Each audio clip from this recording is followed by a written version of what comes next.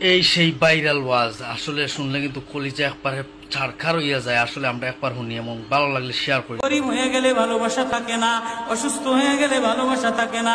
চোখের কোনায় যদি ময়লা হয় তো বান্ধবী তাকায় না, তোর চোখের কোনায় ময়লা। নাকের কোনায় যদি ময়লা হয় তো বন্ধু বান্ধবে তাকায় না। এখানে যদি একটা ফোড়া হয় তো বন্ধু বান্ধবী তাকায় না।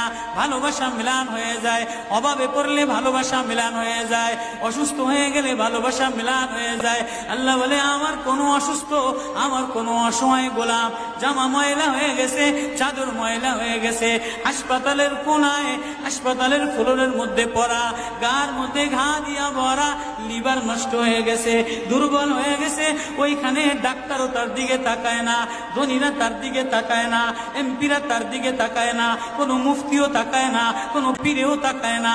পীরেও গরিব মানুষের দিকে তাকায় না, পীরেও বড় বড় পোটলা মশার দিকে তাকায়।